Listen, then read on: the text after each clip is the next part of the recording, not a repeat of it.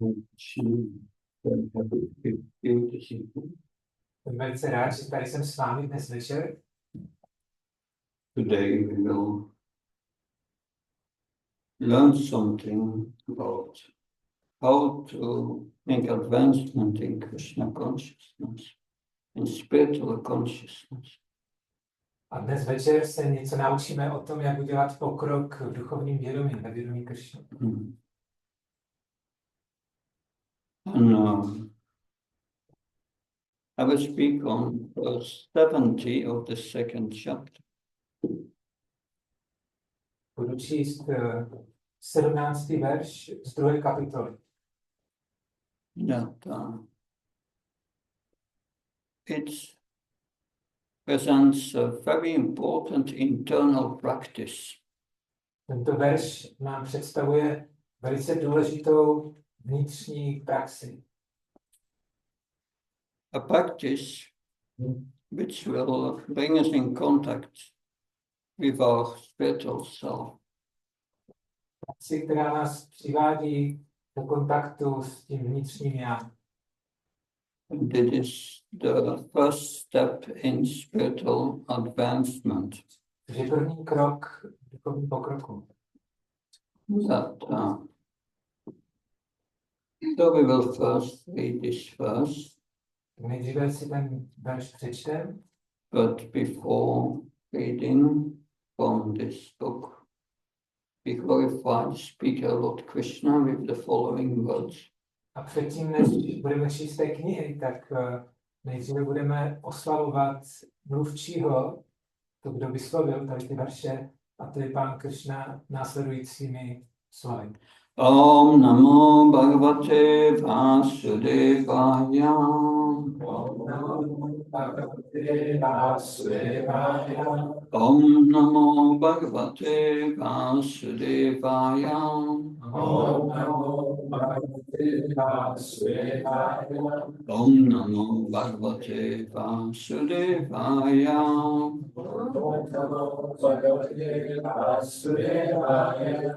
I first recite Sanskrit. Takže nejdříve přečtu sanskrit. Apoyamanam achala pratistam samutramapa pravishanti yadvat tatvat kamayam pravishanti sarve sasantim apnoti nakami kami.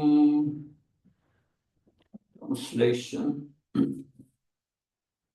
A person who is not disturbed by the incessant flow of desires that enters like rivers into the ocean, which is ever being filled but is always still, can alone achieve peace, and not a man who strives to satisfy such desires. Překlad. Je to druhý verš 70. sloka, ne 17. Ten, koho nerozrušuje neustálý tok tužeb, je jako oceán, který se nemění, přestože do něho stále vtéká mnoho řek. Jen takový člověk může dosáhnout klidu, a nikoliv ten, kdo se snaží své touhy uspokojit. So we will. Sorry to bother. Which verse? Second chapter 70. 70. Yes. 7:0. Thank you. Yeah. Now we will read a commentary by A.C. Bhaktivedanta Swami Prabhupada. Teď budeme číst význam od jeho božské milosti Áče Bhaktivedanta Swamiho Prabhupada. And we will translate them sentence by sentence. To překládat po jednotlivých větách. Although the vast ocean is always filled with water, it is always, especially during the rainy season, being filled with much more water. Širý oceán je vždy plný vody, ale přesto jí do něj přitéká stále víc a víc, zvláště během období dešťů. But the ocean remains the same steady. It is not agitated, nor does it cross beyond the limits of its brink. Oceán se však nemění a zůstává klidný. Nerozbouří ho to a nevyleje se kvůli tomu z břehu. That is also true of a person fixed in Krishna consciousness. To platí i o člověku, který má pevné vědomí Krišny.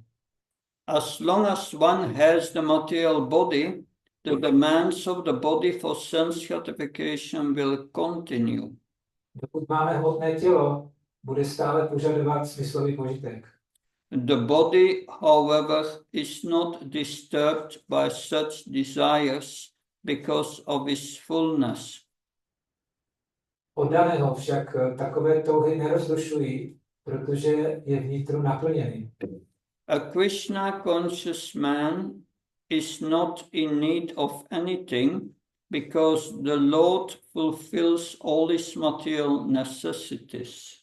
Člověk vědomí si Krišny nic nepostrádá, neboť Pán se stará o všechny jeho hmotné potřeby. Therefore, he is like the ocean, always full in himself. Proto je jako oceán, vždy naplněný sám v sobě. Desires may come to him like the waters of the rivers that flow into the ocean, but he is steady in his activities and is not even slightly disturbed by desires for sense gratification. Touhy k němu mohou přicházet, tak jako se vody řek vlévají do oceánu, ale on si dál hledí svých činností a touhy po smyslově požitku ho nějak nerozrušují. That is the proof of a Krishna conscious man, one who has lost all inclinations for material sense gratification, although the desires are present. Podle toho se pozná člověk vědomí si Krišny. Nemá už žádné sklony k hmotnému uspokojování smyslu, přestože touhy nezmizely. Because he remains satisfied in the transcendental loving service of the Lord, he can remain steady like the ocean and therefore enjoy full peace.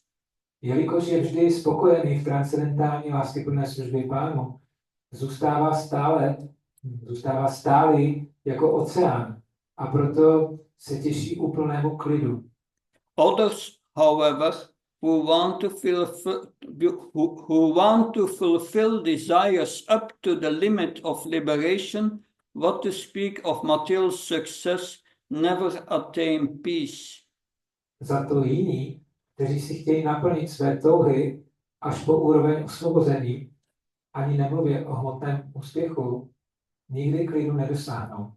The fruitive workers, the salvationists, and also the yogis who are after mystic powers are all unhappy because of unfulfilled desires.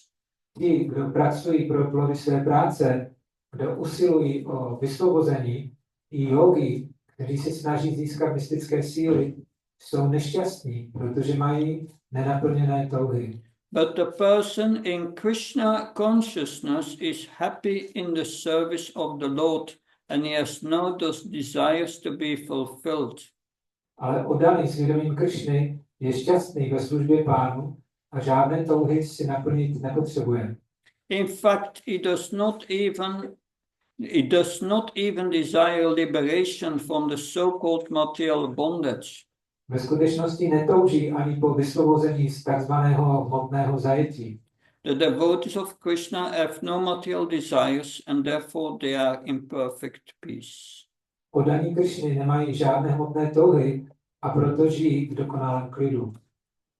Om Agyanati Mandasya Janansanasya Sakshavan Militam Yena Tasmai Ikrogave Namah Chitchetaya Manobistam Stapatam Yena Bhutale Svam Rupkadamam Dadati Svam Ipsapandikam Vandeham Shigo Shiyudapam Kamanam Shirum Vaishnavam Shashirupam Jagajatam Saganaragnatam Tam Sajivam Satvaitam Savadutam Parjan Saitam Shri Krishna Chaitanya Devam Shri Radha Krishna Padam Saganita Shikshakam Vitam Shah Hey Krishna Karuna Sindhu Dinabandhu Jatpate Gopesha Gopka Kanta Radha Kanta Namastate Tapta Kansana Gauranga Radhe Vrindavana Shri Vishwan Sata Devi Pranamama Haripriye Panchakalptu Vishakhi Pasnave Vishapat Nambhavanabhyo Vaishnavyo Namo Namo Jaya Shri Krishna Chaitanya Prabhu Nityananda Jai Advaita Gadadha Shiva Sadika Bhakta Hare Krishna, Krishna Krishna, Hare Hare, Hare Rama, Rama Rama, Hare Hare. Namo Vishnu Padaya Krishna Vastaya Bhutale Srimate Bhakti Vedanta Swami Namani. Namaste Saraswata Devi Gauravani Pracharini. Nirvishesha Sunyavadi Paskachari Desatari. Srila Prabhupada Ki. So this is a verse at the end of the second chapter of the Bhagavad Gita. Takže to je verš, který se nachází na konci druhé kapitoly Bhagavad Gity. It's there are 72 verses. And this is verse 70. Druhá kapitola má 72 veršů a tohle je verš číslo 70. So this chapter is entitled Contents of the Gita Summarized. A název té kapitoly je Shrnutí obsahu Bhagavad Gity. It's a summary of all transcendental knowledge. Je to shrnutí veškerého transcendentálního poznání. And this is verse 70.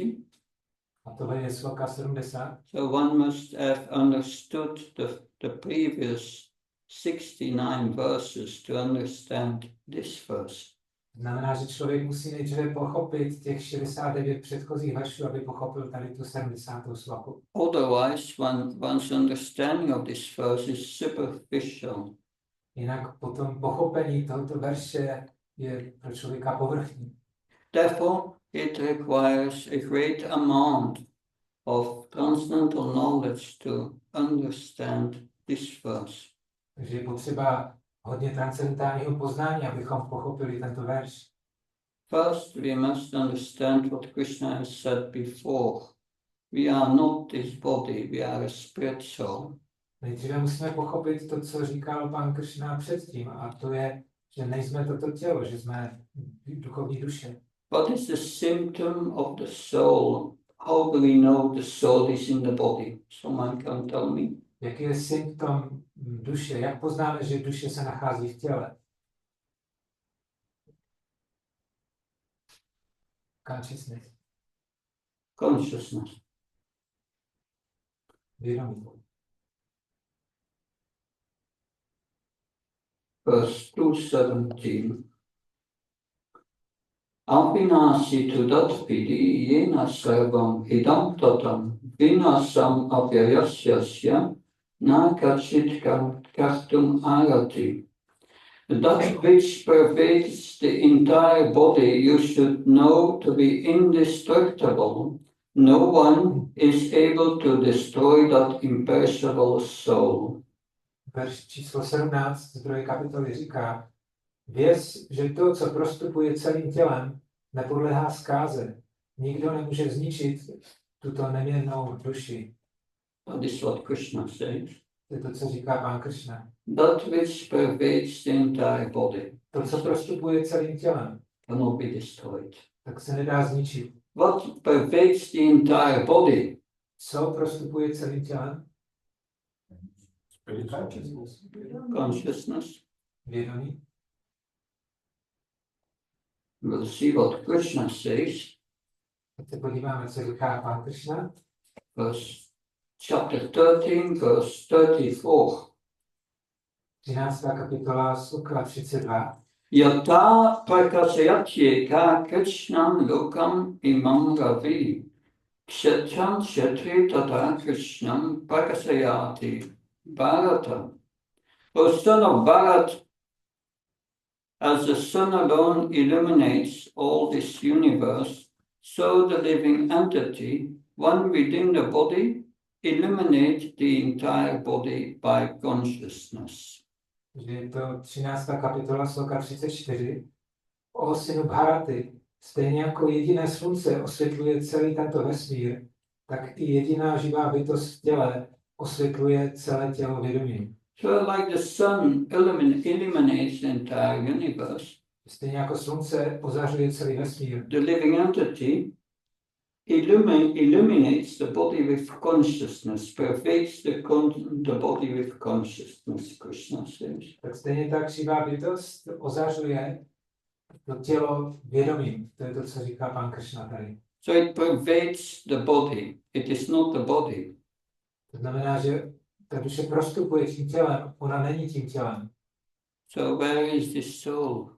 Že kde je ta duše? In the body. Těla. In the area of the heart. V oblasti srdce. So if they transplant my heart, do they transplant the soul?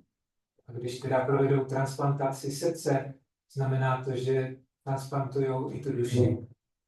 Not sure. In the Vedas is described that the soul is encaged, is imprisoned or kept in place in the area of the heart by different kinds of subtle airs. Ve Vedách je vysvětleno, že ta duše je uvězněna v tom těle v oblasti srdce vlivem různých druhů vzduchu. But this is not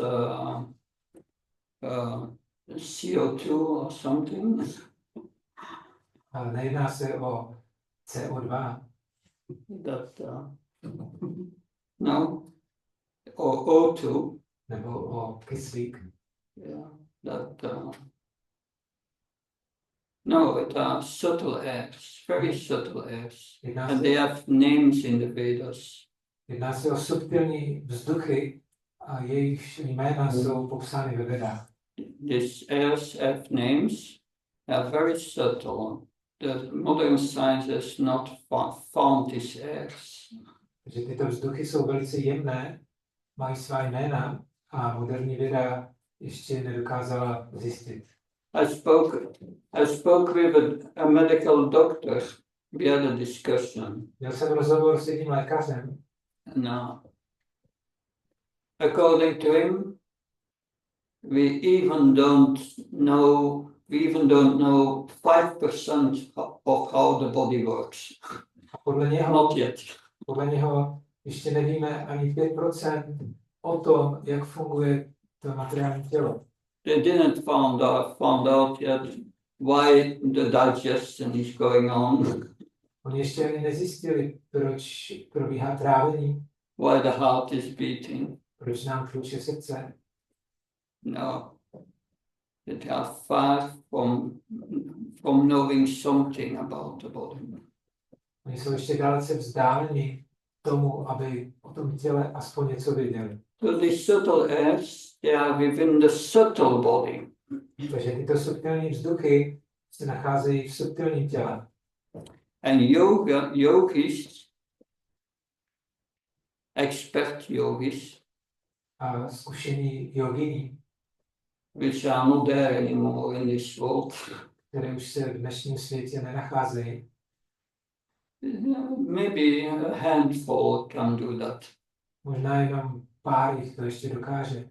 To breathing exercises, they are controlling these hairs. Že oni díky dýchacím cvikům, tak oni dokážou ty subtilní vzduchy ovládat. And they can move these hairs to different chakras or areas of the body. A number of chakras in yoga. A dokážou přemístěvat ty vzduchy k jednotlivým čakrám. V těle se nachází několik čakr. And expert yogi at the time of death can bring his soul through these hairs up between the eyebrows and then finally to the randra. Here there is a kind of subtle hole in the skull, and he can leave his body through that opening at his own will. A ten zkušený jogi, tak on dokáže tu duši přemístit pomocí těch vzduchů do oblasti toho třetího oka a potom ještě výše do takzvané brahmarandry, což je subtilní otvor v lepce, a potom na základě své vlastní vůle tak dokáže se z toho těla dostat pryč. Thus, it's kept in place there, in the area of the heart. Takže ty vzduchy vlastně udržují tu duši v oblasti srdce. Who keeps it in place in the area of the heart? A kdo ji tam udržuje? The subtle earth is also matter. Tyto subtilní vzduchy jsou pořád taky hmota. What is the purpose of yoga according to Bhagavad Gita? A jaký je význam účel jogy podle Bhagavad Gity? Ashtanga yoga. Účel Ashtanga jogy. Purify our mind. Očistit mysl. Purify our mind. You want to know what Krishna says? A chcete vědět, co říká pan Krishna? Okay. You want to know what Krishna says? What does Krishna say Co říká Krishna? about the purpose of yoga? Co je účelem jogy? So the purpose of yoga means like in Bengali yoga is addition to get connected with the Supreme Personality at the end of your life. To have the chance to serve him as eternal spirit soul. Prabhu říká, že účelem jogy je spojit se s nejvyšším duší, s Bohem a v okamžiku smrti vlastně obnovit ten vztah s ním. Goes in the good direction. Takže ano, tohle už, to, co říkáš, tak jde správným směrem. But I will read from Bhagavad Gita what Krishna says. You want to know? Ale já vám teď přečtu z Bhagavad Gity, co říká pan Krishna. Chcete to slyšet? Shitatmana prasantasya paramatma samaita 6-7. Je to z 6. kapitoly, 7. verš. For one who has conquered the mind, the super soul is already reached. Ten, kdo ovládnul mysl, tak už dosáhl na duše. It's not only the spirit soul, but also a super soul. Takže není tam pouze ta duše, ale je tam i nadduše. In Sanskrit called Paramatma.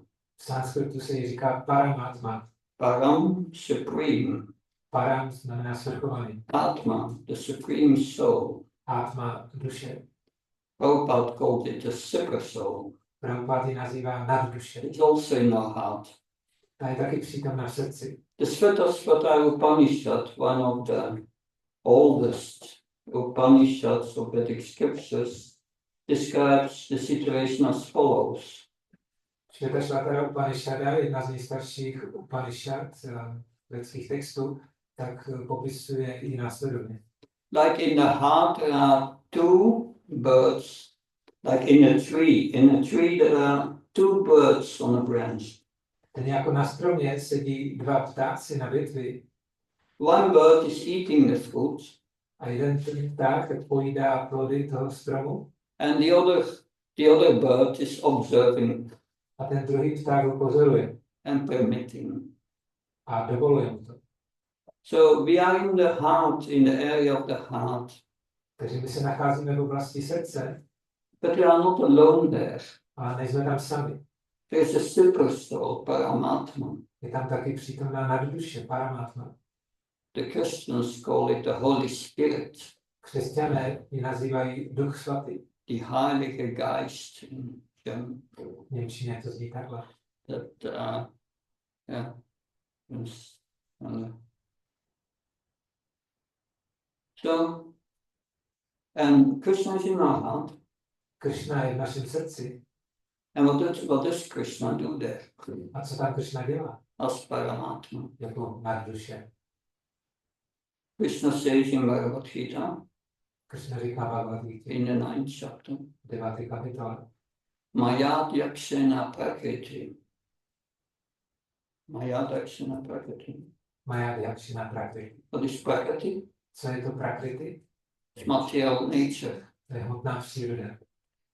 This Bhagavad Gita has 5 subject matters. Bhagavad Gita pojednává o 5 tématech. It's that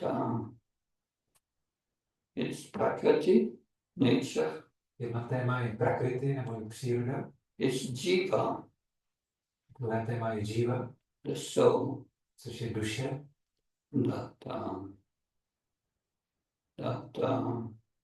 Then we have Prakriti, Jiva, Radio. Time. Yeah, there's Kala, time. Pak je téma času, kály. A tu moh is Karma, work. Karma, práce, to je další téma. And Purusha. A Purusha.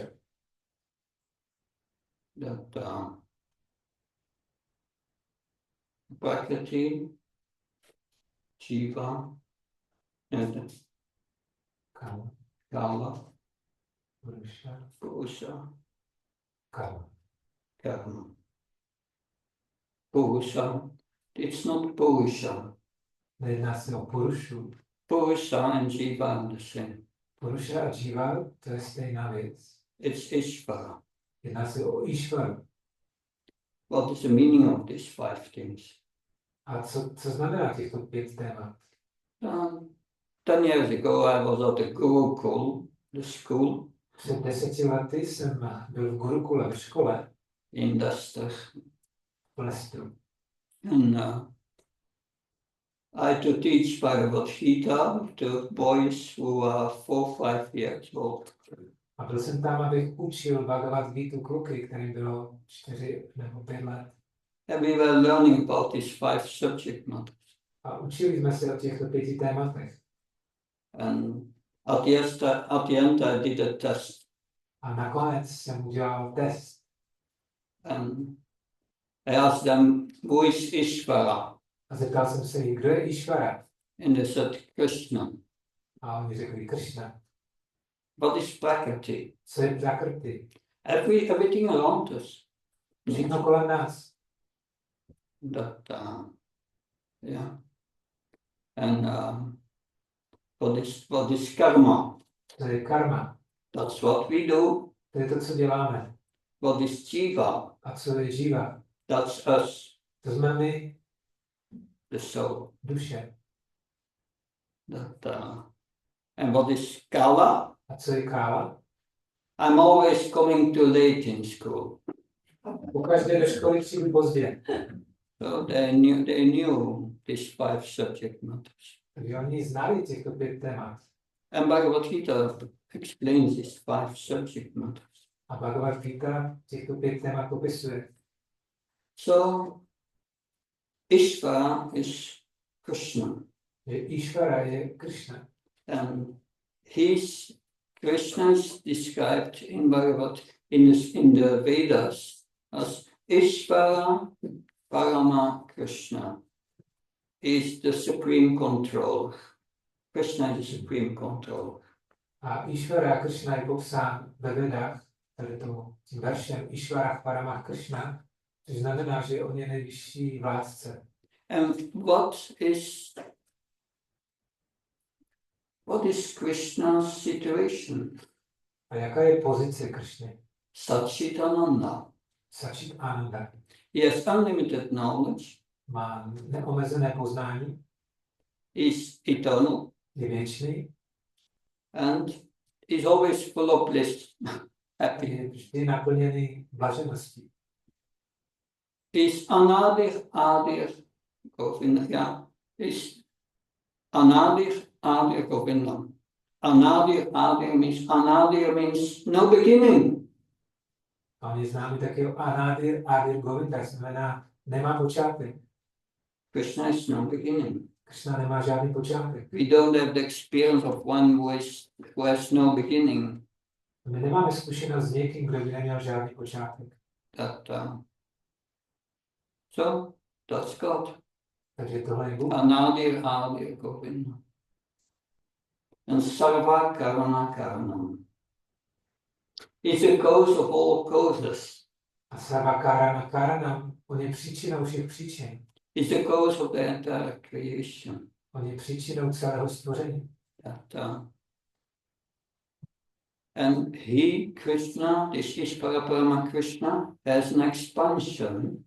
A tento Ishvara Parama Krishna, on má svoje expanze.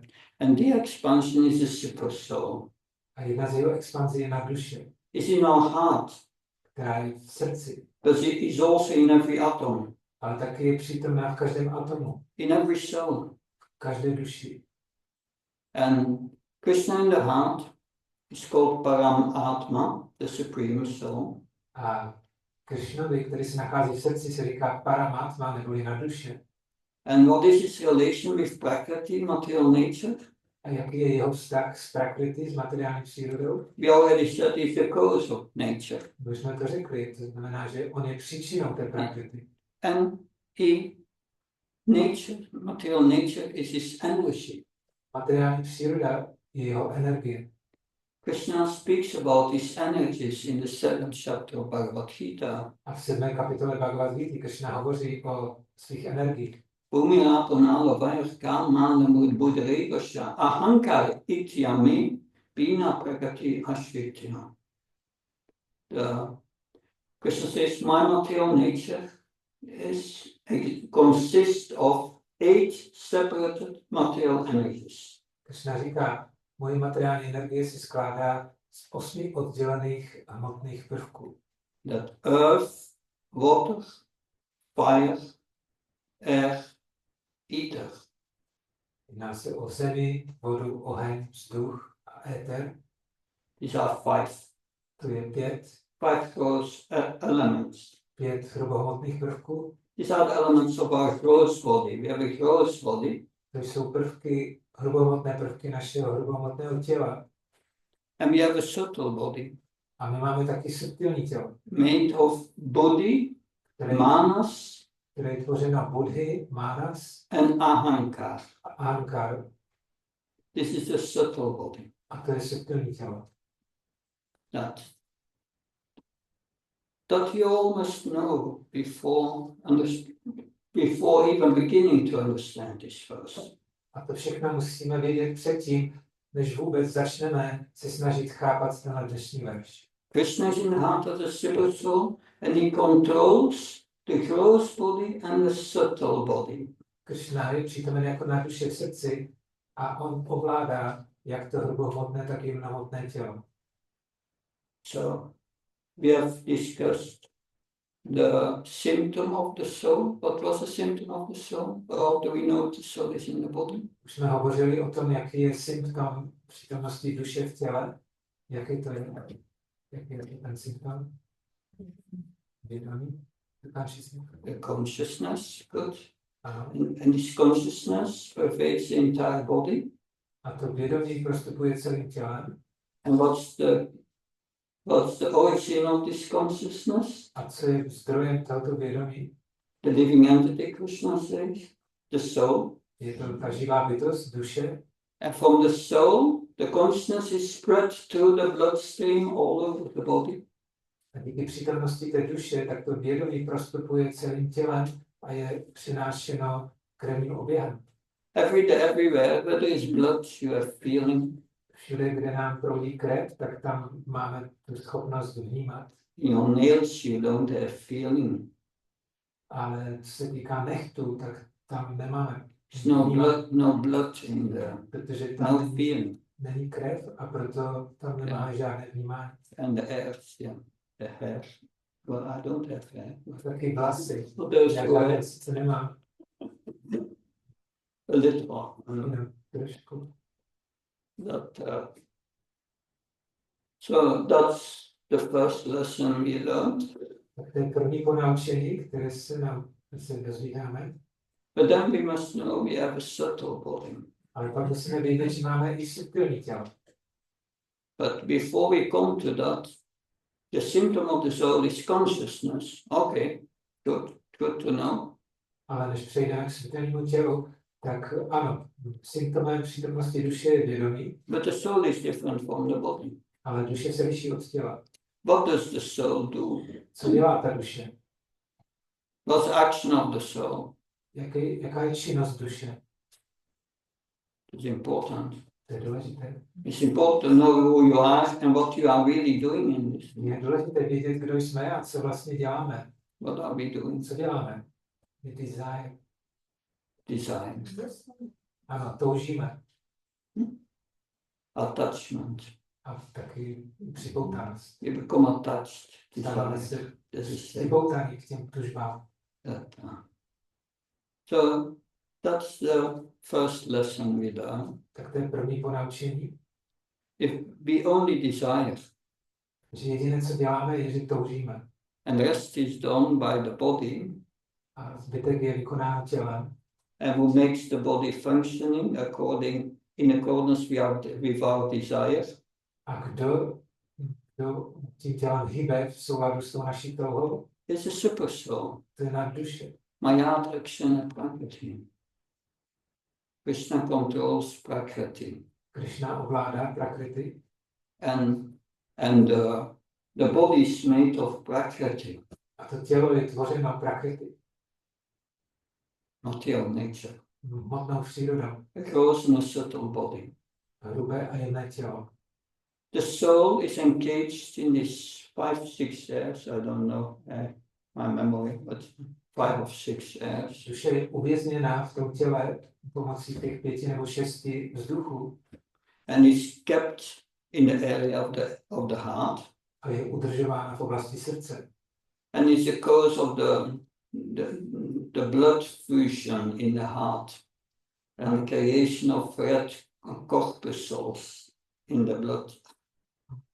A ta přítomnost duše zapříčinuje právě ten krevní oběh a tvorbu červených krvinek.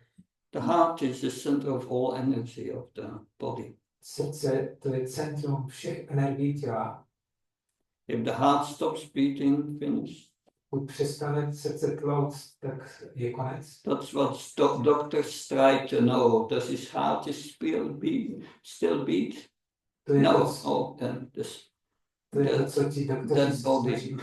snaží zjistit hnedka, jestli to srdce ještě tluče, a pokud ne, tak to znamená, že ten člověk je mrtvý. So yes, but then, okay, the soul desires. Ano, takže duše touží. But who does all the actions of our body and our thinking, feeling, willing and all these things? Who is doing that? A kdo dělá všechno to myšlení, cítění, chtění a všechny tyhle aktivity? If the soul is only desiring, Když teda duše jenom touží. Chapter 5, verse 8-9. 5. kapitola, verš číslo 8 až 9. It's a very interesting verse. Velice zajímavý verš. It tells us whether we have spiritual consciousness or not. Který nám říká, jestli máme duchovní vědomí nebo ne. By what we observe in this world. Na základě toho, co pozorujeme v tomhle světě.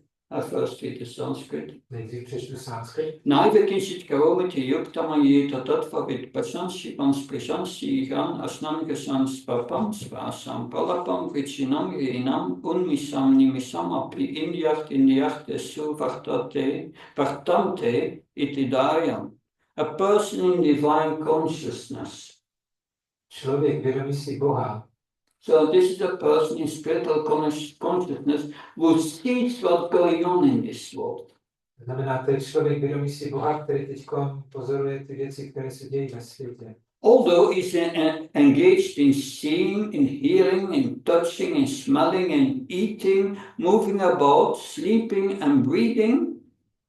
Člověk vědomí si Boha vždy ví, že i když se dívá, poslouchá, dotýká se, čichá, jí, chodí, spí a dýchá, He knows within himself that he actually does nothing at all. on sám ve skutečnosti vůbec nic nedělá. He only desires. Jenom touží. That is bitter pill to swallow. A to je ta hořká pilulka, kterou je potřeba polknout. Because while speaking, evacuating, receiving, and opening and closing his eyes, he always knows that only the material senses are engaged with their objects and is aloof from that. Nothing to do with it. Ví, že když hovoří, vyměšuje, něco přijímá a otvírá nebo zavírá oči, jsou to jen hmotné smysly ve styku se smyslovými předměty a on sám je toho stranou. So, as a soul now, I desire to speak and what to speak. Takže jako duše já toužím hovořit a taky toužím potom, co chci říct. But the speaking itself is, and the thinking and the speaking is done by the supersoul. Ale to mluvení samotné a to přemýšlení, tak to už dělá na duše. But I desire. Ale já potom toužím. That's heavy. A to je těžké. In the conditioned state of life, we cannot understand that. V podmíněném stavu života tohle nedokážeme pochopit. That the thinking, feeling, and willing is done by subtle body. Že to myšlení, cítění a chtění vykonává subtilní tělo. That by the mind. A díky mysli. The mind is different from the brain. Mysl se liší od mozku. They are connected with synapses in the brain. Oni jsou propojeny díky těm synapsím v mozku. That so thinking, feeling, and willing is done by a subtle body, and the effect we find in the brain. And the brain is connected with all to the, anyway, that's biology. Že to myšlení, cítění a chtění tak se odehrává v tom subtilním těle a potom to přichází do mozku a ten mozek je pak propojen s celým zbytkem toho těla a to už je ta biologie. But the thinking, feeling, and willing is not done by the brain. The effect of that is seen in the brain. Myšlení, cítění, chtění jako takové tak nevykonává mozek, ale ona jenom ovlivňuje ten mozek. And then there are medical proofs for that, but I don't want to go into that. A máme proto dneska už lékařské důkazy, ale nechci teď otevírat tohle téma. But the spirit soul in its original spiritual state has its own thinking, feeling, and willing. Ale duše ve svém původním duchovním stavu, tak ona má své duchovní myšlení, cítění a chtění. But because we rejected our connection with the spiritual energy, we lost that. Ale jelikož jsme zavrhli tady to duchovní spojení, tak jsme o tuhle schopnost přišli. Because of our desire to enjoy this body. Protože jsme projevili touhu užívat si toho těla. This is deep. Je to hluboké téma. Very deep philosophy and knowledge. Je to velice hluboká filozofie a poznání. And those who are under the illusory energy of, especially in the world of passion and ignorance, cannot understand anything from it. A ti, kdo se nachází pod vlivem iluzorní energie, zvláště pod vlivem vášně a nevědomosti, tak nedokážou tyhle věci chápat. But I only explained some basic things. Tady jsem teď vysvětlil jenom základní věci. To come back to our verse we are discussing. Takže vraťme se zpátky k tomu dnešnímu verši, o kterém hovoříme. But now we know what the soul does. The soul desires. Že teďka víme, co dělá duše, ona touží. So when desires come up into our minds, where do they come from? Když touhy teďka vstoupí do naší mysli, tak odkud se berou? The mind is part of the subtle body. Mysl, ona je součástí toho subtilního těla. When you die, this mind and this intelligence doesn't disappear. They become materially inactive for some time. A když zemřeme, tak mysl a inteligence, tak oni nezanikají, ale stanou se na nějakou dobu neaktivní. Because they cannot express themselves without a gross body. Protože mysl a inteligence se nedokážou projevovat sami bez toho hrubohmotného těla. So what happens at the time of death? Takže co se děje v okamžiku smrti? Krishna explains it in 15:7. Krishna tohle vysvětluje v 15. kapitole sloka 7. 15:7. 7, 8, 9, and 10. In 7, Krishna explains who we are. V sloce 15.7 Krishna vysvětluje, kdo jsme. Mamaevam shoche vedoke jiva bhuta sanatana manasa strendriyani praktishtani kapsati. The living entities in this conditioned world are my eternal fragmental parts. Due to conditioned life, they are struggling very hard with the six senses, which include the mind. Živé bytosti v tomto podmíněném světě jsou mé věčné dílčí části, jelikož ale žijí podmíněným životem, svádějí těžký boj se 6 smysly, mezi něž patří i mysl. So Krishna is Satchitananda. He's full of knowledge, bliss, and is eternal. Že Krishna, on je Sačit Ananda, on je plný poznání, věčnosti a blaženosti. But his bliss and his knowledge are unlimited. Ale jeho poznání a blaženost je neomezená. He's a big fire. On je jako velký oheň. And out of fire sometimes comes sparks. A z toho ohně někdy vyletávají jiskry. We are sparks, Aby jsme ty jiskry. part of Krishna. My jsme, Part and parcel, it is said. my jsme částečky Krishny. And the size of the soul is 1/10,000 of a point of a hair. That's really a spark. A velikost duše je popsána jako 1/10,000 konečku vlasu. Znamená, se jedná skutečně o jenom jiskru. It's antimatter. You cannot see it with a microscope of material means. Not possible. A jedná se o antihmotu, kterou nelze pozorovat mikroskopem nebo nějakým materiálním způsobem.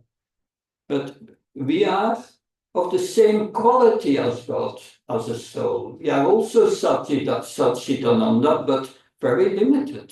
Ale my jakožto duše, tak máme stejnou vlastnost jako Bůh, a to je, že jsme taky Sačit Ananda Vigraha, věčný plný poznání a blaženosti. Like a spark flies out of fire, and for some moments it still looks like fire, but then it goes out. Tak jako když jiskra vyletí z ohně a potom spadne na nějakou půdu, tak chvilku ještě září, ale potom vyhasne. That's us. Tak to jsme my. We are out of the fire. My se teďka nacházíme mimo ten We have oheň. become disconnected with the big fire, with the big spiritual power of Krishna. A odpojili jsme se od toho velkého ohně, toho duchovního ohně od Krishny. And we have to connect again. A teď se musíme znova s ním spojit. So that's us. Tak to jsme my. Krishna had no beginning. Krishna nemá počátek. We also don't have no beginning. My Of the také soul. nemáme žádný počátek jako duše. We have always existed. Existujeme věčně. And we have always, the soul has always consciousness and always desire. A jako duše tak máme věčně vědomí a věčně toužíme. And the soul you cannot kill. A duši nemůžeš zabít. But because it has come in a material sphere, it has lost its higher spiritual consciousness. Ale jelikož se teďkom dostala do materiální sféry, tak ona ztratila tady to duchovní vědomí. It has become covered by matter. A byla teďkom překrytá hmotou.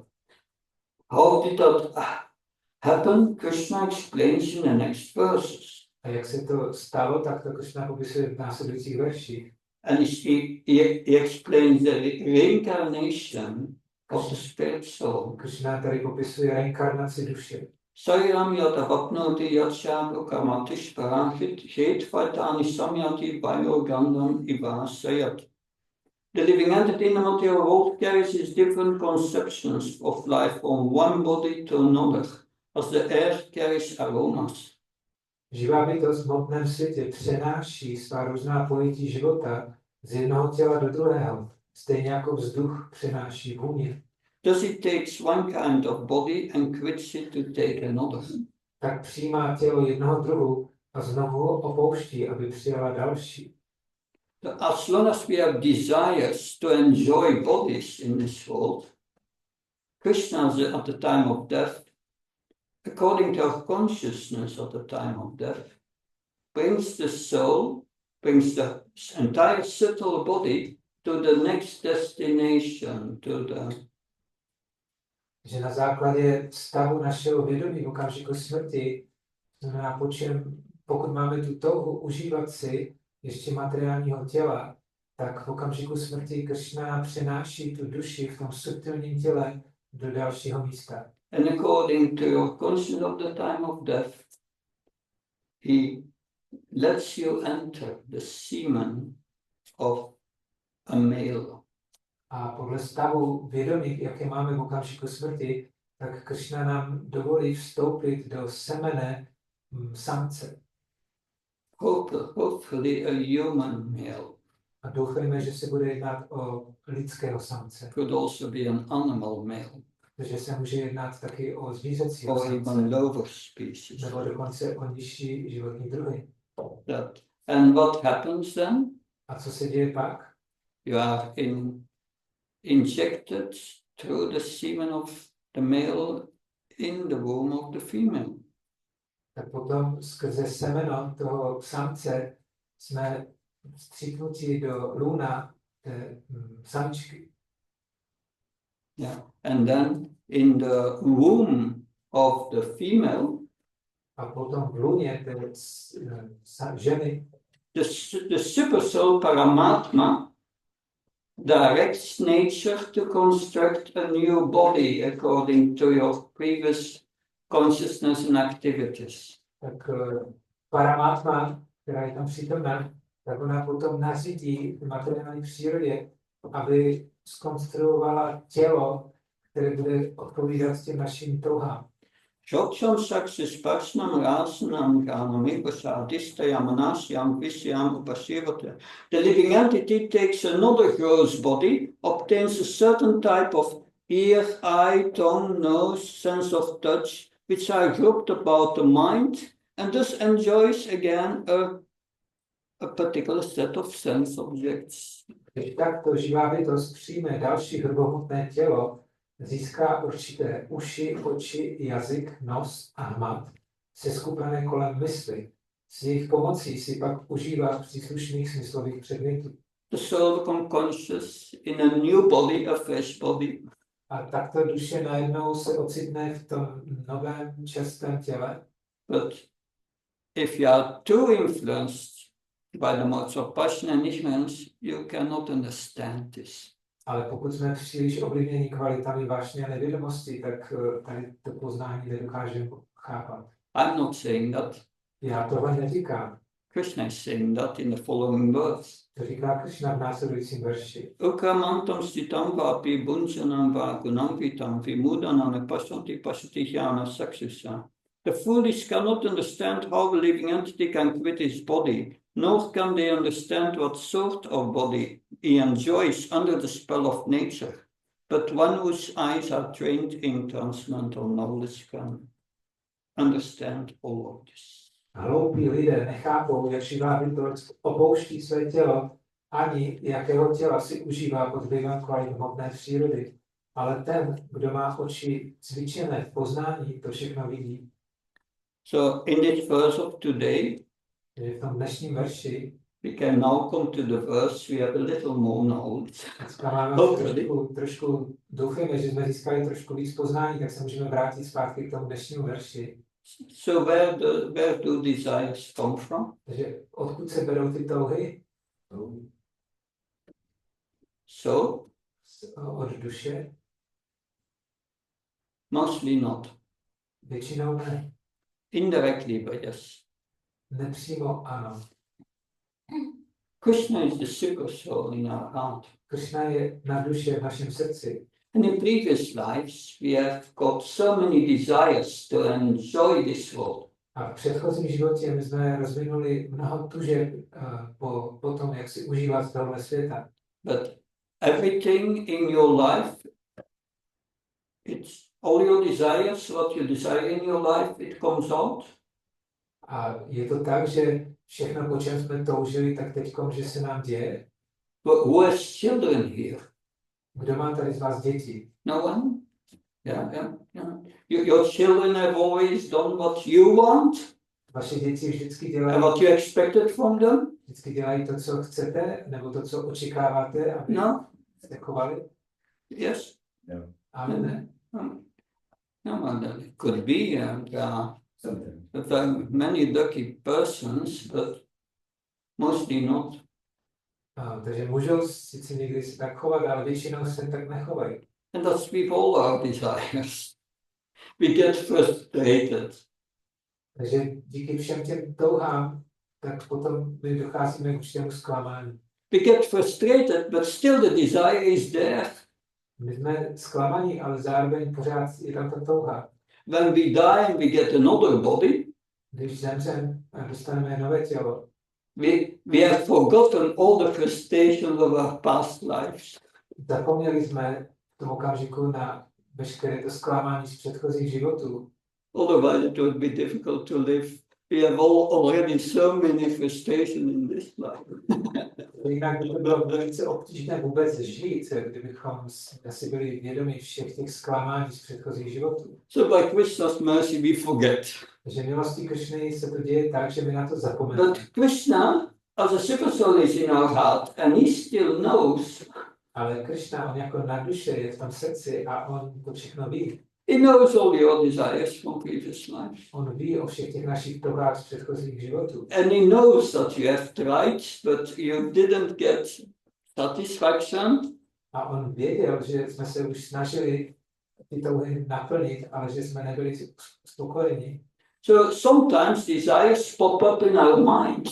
Tak stává se, že z ničeho nic se najednou objeví v naší mysli určitá touha. That's mentioned in this verse here. To je řečeno tady v tomhle verši. An incessant flow of desires, they come up, these desires. Že najednou v naší mysli se objeví proud těch tužeb. So Krishna knew you had this desire in your previous life and you tried to fulfill it. Krishna, on ví, ty jsi tuhle touhu měl v předchozích životech a teďka si snažil naplnit. So Krishna, the super soul, he still knows and he pops this desire in your mind. Here's desire again, you can try again. Že Krishna jako na duše, on o tom všem ví a zapříčiní, že najednou ta touha se objeví v naší mysli a je nám řečeno, ty jsi tohle přál a nepodařilo se ti to, tak zkus to znova. So you have forgotten, Krishna says, but I didn't forget. I kept them for you. Krishna říká, ty jsi na to sice zapomněl, ale já si to pamatuju. And then the desire comes up in your A mind. najednou se v naší mysli objeví ta touha. And then you have two kinds of reactions. A teďka máme dva druhy reakcí. Those who identify with the mind and the body, Ti, kdo se stotožňují s tělem a s myslí, they are the materialistic people, like the common people in this world. tak to jsou ti materialističtí lidé, jako běžní lidé z tohoto světa. And you have the yogi and the devotee. The yogi and devotee, a yogi and a devotee controls his mind.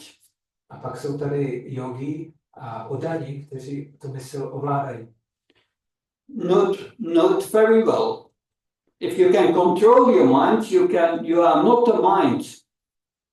A vězte, že pokud dokážete ovládat svoji mysl, to znamená, že nejste ta mysl. What controls the mind? Kdo ovládá mysl? Is intelligence, is another subtle energy. To je inteligence, to je další subtilní energie. So this desire pops up. Tak najednou se objeví ta touha. And the materialistic people who think they are the mind, they feel, yes, that's a nice desire. A materialističtí lidé, kteří se stotožňují s tím tělem, tak oni si řeknou, wow, to je pěkná touha. Of course, yes, they say, yes, it's a nice desire, because it was their desire in their previous life. No, samozřejmě, že oni říkají, že to je pěkná touha, protože se jedná vlastně o stejnou touhu z jejich minulého života. So they think, yes, let's go for it. Tak oni si řeknou, dobrá, tak jdeme do toho. And this time it will work out. A teďka to bude fungovat. But it is a characteristic of a material desire that it never works out. Ale charakteristikou hmotné touhy je, že ona nikdy není naplněna. You never get full satisfaction. Nikdy nedosáhnete plného uspokojení na té hmotné But the devotee sees these desires coming. Ale oddaný, když vidí, jak se tahle touha teďka objevila, and he observes his mind. What kind of desire is that? tak on pozoruje tu svoji mysl a říká si, co to je za touha. Oh, does a desire to give pleasure to the body. not a desire to please Krishna, Tady v tom případě se jedná o touhu, která se snaží teď uspokojit smysly toho těla a není to touha po uspokojení Kršny. that's a material desire. To znamená, že to je hmotná touha. And if I try to fulfill that desire, Pokud se budu snažit tu touhu naplnit, Krishna says in Bhagavad tak Gita, Kršna říká Bhagavad Gita, Yesam svasyabuga dukrimanga evata. If you try to fulfill this desire, you will suffer. pokud se snažíš uspokojovat hmotné touhy, tak budeš trpět. So the devotee says, okay, my spiritual master does not want me to do that. Krishna does not want me to do that. I'm not going to do it. Takže Yoganý si řekne, můj duchovní učitel nechce, abych to dělal, Kršna taky nechce a mě radí, abych to nedělal, tak já to neudělám. It loses its interest. A ztratí o to zájem. And the desire disappears forever. A ta touha najednou zmizí navždy. That's the difference of someone with a controlled mind in spiritual consciousness. Že to je rozdíl mezi člověkem, který ovládá svůj mysl a má duchovní vědomí. And one who foolishly identify himself with his mind. A oproti někomu, kdo je hloupý a kdo se snaží uspokojovat tu svoji mysl. So a devotee is not disturbed by all these desires that are popping up. Oddaný není rozrušen, když mu v mysli se objevují tyhle různé touhy. Because his mind is controlled in serving Krishna, he doesn't care for them. They disappear. It's not disturbed. Že oddaný se snaží ovládat tu mysl, jeho mysl je ovládnuta, a proto on není těmi touhami rozrušen, nechá to být a ty touhy postupně zmizí. And because he becomes free from these material desires, he becomes peaceful. A jelikož je oproštěn od těch hmotných tužeb, tak je velice klidný. And when one attains this peace after years of practice, A když dosáhne tohoto klidu po mnoha letech praktikování, that's just the beginning of spiritual life. tak je teprve začátek duchovního života. That's Brahman realization, the first step. To je úroveň realizace Brahmanu, znamená to první krok na té duchovní cestě. Then by performance of bhakti yoga, you must come to the higher stages of realization. A potom praktikováním bhakti jogy, tak je možné dojít na ty vyšší úrovně realizace. Bhagavan, Paramatma and Bhagavan realization. To jsou realizace Paramatmy a Bhagavan. But if I have to explain that, we are on our way for another 2 hours. Ale kdybychom se pokusili teďka tohle vysvětlit, tak je to minimálně na další 2 hodiny. But it's important to understand. Ale je to velice důležité, abychom to pochopili. Desires come from different sources. Touhy přicházejí z různých zdrojů. Desires can come from the soul. Touhy přicházejí z duše, z mysli. We don't know that it comes from the soul directly. My o tom nevíme, jestli to přišlo teďka přímo od duše. Because we perceive all the desires of our minds through the super soul. Takže my vnímáme tu touhu v naší mysli díky nadduši. Not directly. Ale ne přímo. In the spiritual world it's directly. V duchovním světě to funguje přímo. And if it becomes self-realized, it's directly. A když dosáhneme úrovně seberealizace, tak potom to vnímáme přímo. Then we have realized our spiritual body again. Takže znova v tom stavu realizujeme naše duchovní tělo. But material desires may pop up in our minds from previous lives, and that's the super soul who reminds us, you have forgotten that. A materiální touhy tak se můžou objevit v naší mysli z minulých životů a připomene nám to právě na duši, která si je pamatuje. But desires can also come from the environment. A touhy můžou taky se objevit v naší mysli vlivem prostředí, ve kterém se nachází. If you are in an environment where they eat meat and drink alcohol, these desires will come into your mind. Když se nacházíme v prostředí, kde se pojídá maso a konzumuje alkohol, tak takové touhy se můžou objevit v naší mysli. So we have to be conscious where we are putting our conscious into. Takže my musíme být si vědomi toho, do čeho vkládáme naše vědomí. So this is only the explanation of one verse by Bhagavad Gita. Takže toto bylo vysvětlení jednoho z veršů z Bhagavad Gita. It's a great science. Jedná se o velkou vědu. If you know how to practice it, A když víte, jak to praktikovat, under the guidance of an expert spiritual master, pod expertním vedením duchovního učitele, the quality of your life and happiness will increase. tak potom kvalita vašeho života a úroveň štěstí tak se zvýší. Any question? Máte k tomu nějakou Yes, otázku? please. When I get back to those different desires, and a part of this regular desires of mind, of surroundings, in the first place, that's why we got here. This original desire of the soul to enjoy separately from Krishna, well, try to enjoy separately from Krishna, right? And by let's say Krishna, not let's say, but Krishna gave you this chance to this world, this by his energies to go play. And but is it also by desire of the soul or super soul? When you have this desire, that when you have enough of this game of this illusion to get back home. Yeah, that's a good point. Is it desire? Is it also by desire? Že otázka je, že to, co nás přivedlo do tohoto světa, byla právě ta touha užívat si nezávisle na Krišnovi. A Krišna nám umožňuje teď tady v tom hmotném světě si hrát. Ale pokud už toho máme dost a zakoušíme se vrátit zpátky do duchovního světa, tak odkud se bere tady ta touha? In Bhagavad Gita, Krishna says 3 times, V Bhagavad Gita Krishna 3krát říká, if you go to the spiritual world, you are not coming back. že pokud se vrátíš do duchovního světa, tak už se nevrátíš nikdy do hmotného světa. The devotees, Srila Prabhupada, Krishna says in Bhagavad Gita, if I go to the spiritual world, I'm not coming back. Jeden oddaný se zeptal Šri Prabhupády, tady Krishna říká, že pokud se jednou vrátím do duchovního světa, tak už se nikdy nevrátím sem zpátky. But if I want to come back, can I come back? Ale pokud to budu chtít, tak je možné, že se znova vrátím? So Prabhupada said, yes, if you want to come back, you can come back. A Prabhupada potvrdil, ano, pokud si to budeš přát, tak se můžeš vrátit zpátky. The essence of Krishna consciousness is changing our desire. Ta podstata vědomí Krishny znamená změnit naši touhu.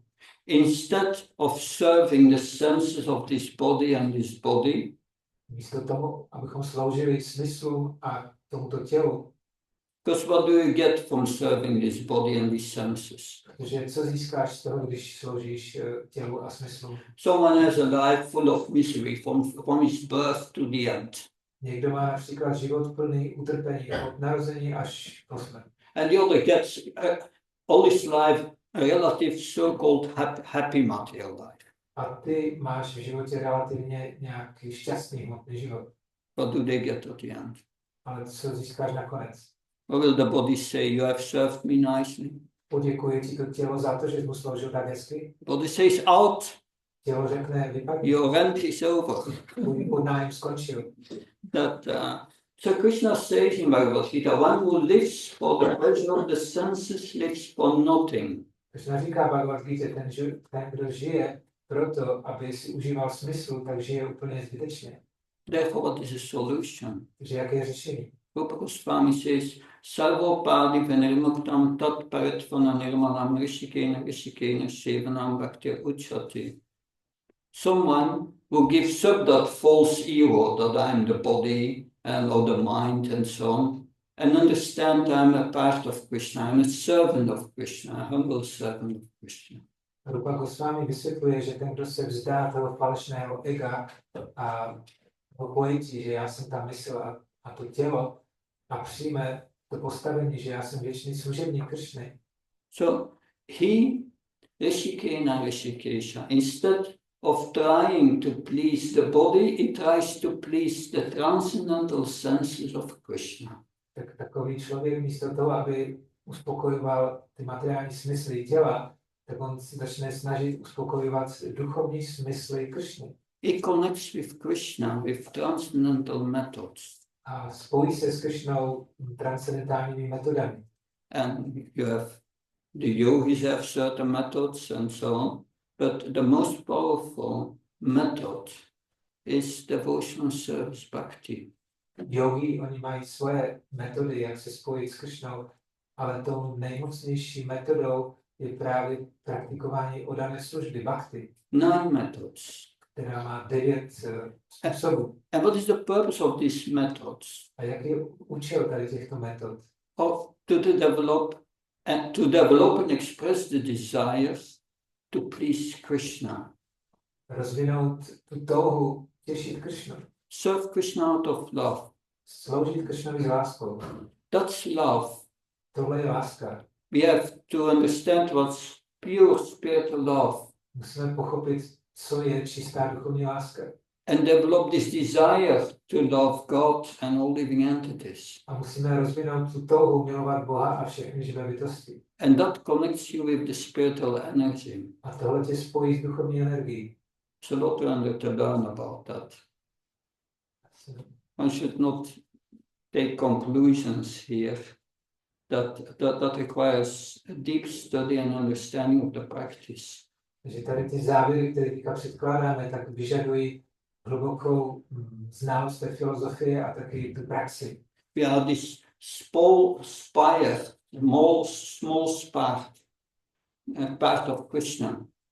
It is dove out now, out of the fire. We have to put it again into the fire, and then we will be happy and blissful, because we are connected with the reservoir of all bliss, Krishna. My jsme ta malá jiskra, která teďka vypadla z toho ohně a my musíme zpátky se umístit do toho ohně a pak budeme šťastní a plní blaženosti, protože budeme spojeni s Kršnou. So it's with our desire that we connect with Krishna. Takže je to díky té touze, že se znova spojíme s Kršnou. And it's with our desire that we connect with the material energy. A je to taky ta touha, která způsobuje, že se spojujeme s tou materiální energií. You have only to change your desire. Jediné, o co jde, tak je, že musíš změnit tuhle touhu. And you can do that in a moment. A to se dá udělat v jednom okamžiku. Someone asked Srila Prabhupada, how long does it take to become Krishna conscious? Někdo se zeptal Srila Prabhupada, jak dlouho to trvá, než si člověk stane vědomý si Kršny. Prabhupada said, just a moment. Prabhupada říká, stačí jeden You must okamžik. just desire Když to serve Krishna. musíš potom jenom zatoužit, sloužit Kršnovi. Of course, the next moment you must also desire that. And there is the problem. We have the other desires which are intervening with that. Ovšem, v následujícím okamžiku se objeví další touhy. A to je ten problém, že vlastně jsou touhy, které nám teďka do toho vstupují. And therefore we must purify ourselves. A proto se musíme očistit. But the purification process is the same as the purpose. It is performing devotional service to Krishna. Ale ten očistný proces, tak vlastně tím cílem je právě taky sloužit Kršnovi. And that desire starts with Shravanam, hearing from Krishna. A ta touha potom začíná šravanem, nasloucháním o Kršnovi. And when you hear about Krishna, kirtan, you glorify Krishna. A když nasloucháš o Kršnovi, tak potom kirtan, znamená, že chceš opěvovat Kršnu. And then smaranam, you will remember Krishna. A pak smaranam, že začneš na Kršnu vzpomínat. And when you constantly remember Krishna, then this spiritual desire to serve Krishna grows from a seed to a blossoming flower. A když takto neustále myslíš na Kršnu, tak potom ta duchovní touha mu sloužit, tak roste z toho semínka až do plného květu. But we are surrounded by